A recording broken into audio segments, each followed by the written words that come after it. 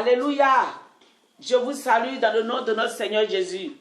Il est vivant, il est réel, il est la vérité, il est le chemin, il est la vie. Ce soir, nous allons revenir à notre texte. Je vous disais hier que nous allons parler de deux cas. Deux cas pour lesquels notre Seigneur est intervenu. Nous avons hier parlé du premier cas qui est la guérison de cette femme qui a perdu du sang pendant 12 ans que Jésus a guéri. Et ce soir, nous allons continuer notre lecture et parler d'un autre cas. Et donc, on reprend au verset 22 de Matthieu chapitre 9.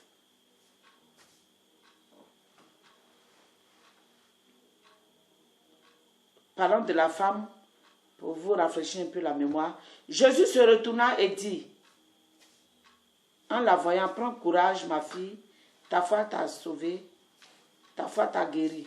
Et cette femme fut guérie à l'heure même. C'est de ça qu'on a parlé hier. La femme fut guérie, elle avait une maladie qu'elle cachait, elle fut guérie. Mais ce soir, nous allons continuer avec le verset 23. Lorsque Jésus fut arrivé à la maison du chef, et il vit les joueurs de flûte et la foule bruyante, il leur dit, retirez-vous, car la jeune fille n'est pas morte, mais elle dort. Et il se moquait de lui. Quand la foule eut été renvoyée, il entra, prit la main de la jeune fille, et la jeune fille se leva. Le bruit s'en répandit dans toute la contrée. Alléluia. Pour le premier cas, hier, il s'agissait d'une guérison d'une maladie chronique.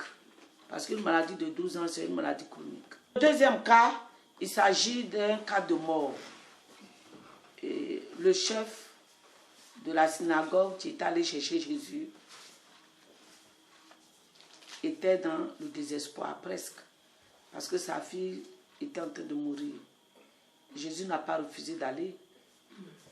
Jésus est allé jusqu'à chez lui à la maison.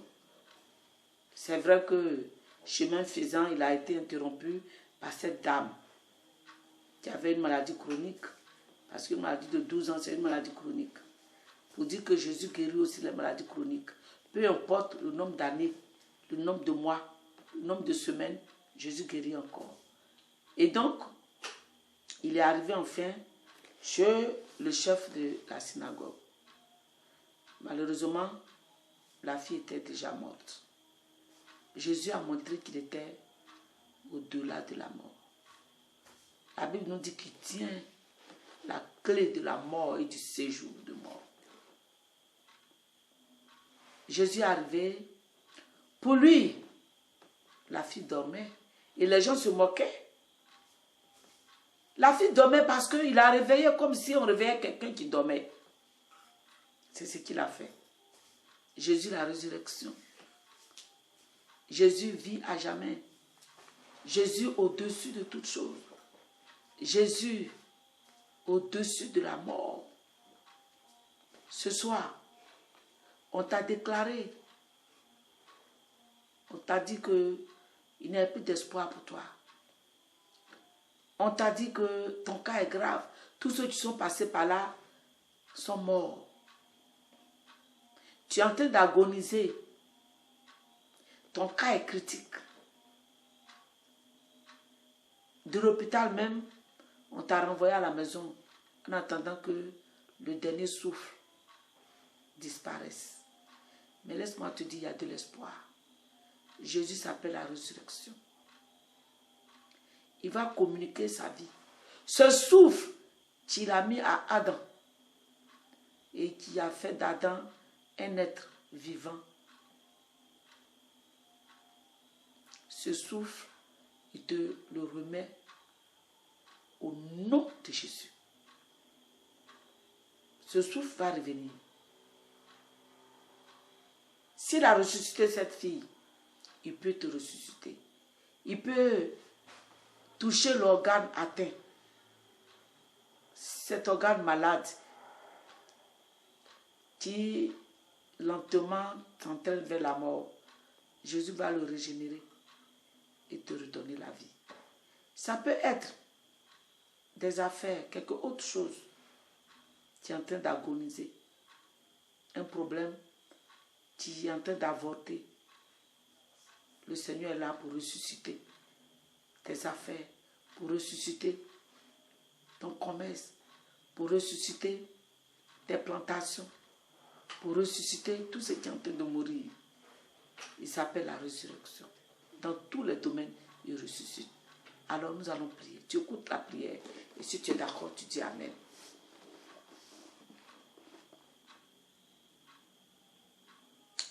Je reconnais que tu peux tout et que rien ne t'est impossible. Je reconnais que tu peux faire toutes choses et que rien ne t'est impossible.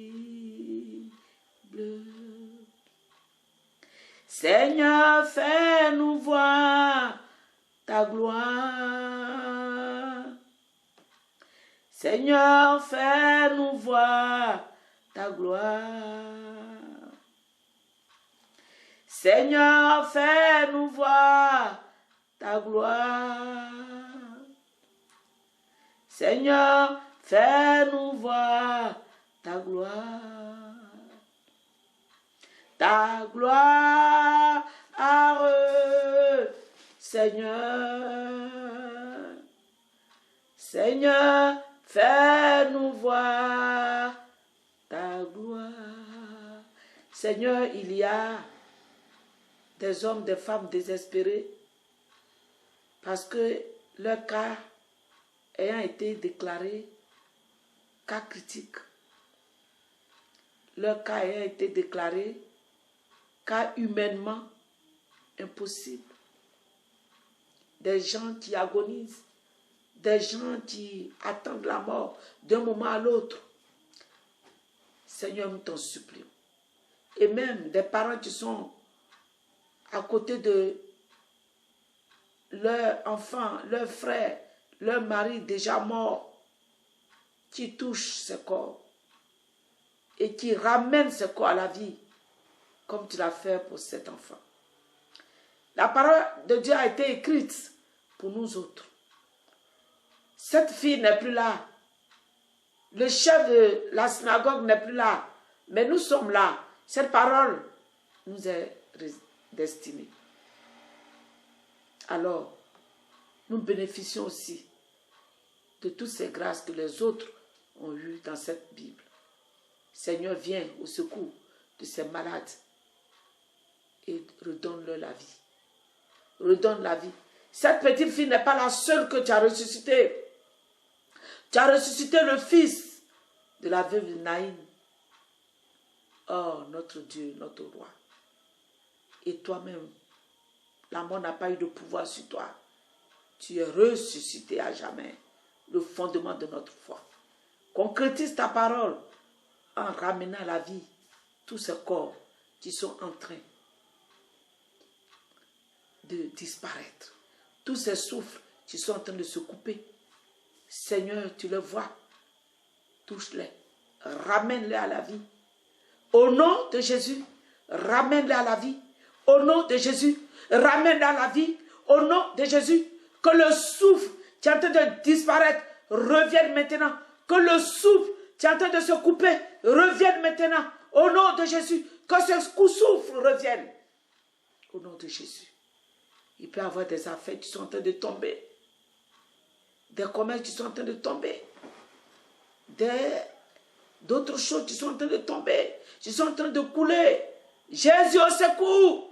Au secours. Viens et ressuscite ces affaires. Ressuscite ces commerces. Ressuscite ces plantations. Ressuscite tout ce qui est en train de mourir. Parce que tu t'appelles la résurrection. Je bénis ton nom, je célèbre ton nom. Nous pouvons compter sur toi. Tu es digne de confiance. En toi, il n'y a point de mensonge. Sois béni, sois célébré pour ces résurrections. Merci Seigneur, au nom de Jésus. Amen. Alléluia. Notre Dieu est vivant. Quand on s'approche de lui, on est heureux, on est content. La Bible nous dit, quand on tourne le regard vers lui, on est rayonnant de joie et le visage ne se couvre pas de honte. Vous ne serez pas couvert de honte. Parce que celui à qui vous êtes adressé, il s'appelle le véritable. Il s'appelle celui en qui il n'y a pas de mensonge. Il s'appelle celui qui concrétise sa parole. Alors croyez que vous êtes guéris. Et rendez témoignage. Partagez, likez. Sur YouTube, c'est prions en ligne. Sur Instagram et Facebook, c'est Adélaïde Yoboué. Je vous remercie. Nous sommes ensemble. Nous sommes ensemble. Que Dieu vous bénisse. Au nom de Jésus. Amen.